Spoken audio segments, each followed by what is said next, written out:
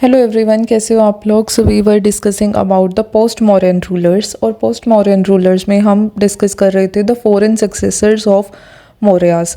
और इससे पहले हमने डिस्कस किया था द इंडो ग्रीक रूल, जिसमें इंडो ग्रीक रूलर्स कौन कौन से आए हैं, मतलब किस तरह का रूल रहा है उस समय में, उसके बारे में डिस्कस किया।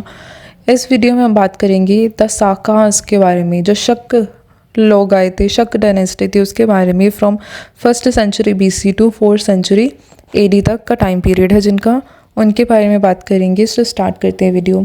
तो जो साकास थे, जिन्हें साइथियंस भी कहा जाता है, उन्होंने इंडो ग्रीक्स को रिप्लेस किया था इंडिया में। इनका टाइम पीरियड बेसिकली था from 1st century BC to 4th century AD। इनकी 5 ब्रांचेस थी, जिनमें इन्होंने जो पावर थी उसको डिस्ट्रीब्यूट किया था in different parts of India. पर जो सबसे इम्पोर्टेंट सीट थी या सबसे इम्पोर्टेंट डिस्ट्रीब्यूटेड पावर थी इनकी, वो थी वेस्टर्न इंडिया में। Till 4th century AD, 4th century AD तक जो सबसे पावरफुल रहा है वो रूल रहा है इनका वेस्टर्न इंडिया में। जो मोस्ट फेमस साका रूलर रहा है इंडिया में वो है रुद्रदमन, जिनका टाइम पीरियड था फ्रॉम 130 AD टू 150 AD।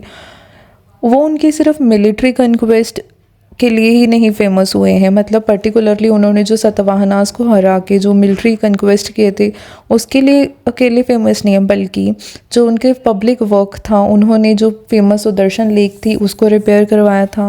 वो एक संस्कृत के पैट्रन रहे हैं, मतलब संस्कृत को उन्होंने काफ़ी सपोर्ट किया है। पहली ऐसी जो लॉन्ग इंस्क्रिप्शन थी जो संस्कृत में थी वो उन्होंने इशू की थी। तो ये सारी चीज़ों के लिए भी वो काफ़ी फेमस रहे हैं।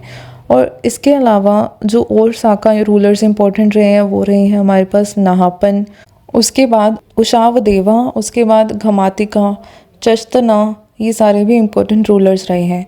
इन अबाउट 58 BC एक राजा थे उज्जैन के, विक्रमादित्य।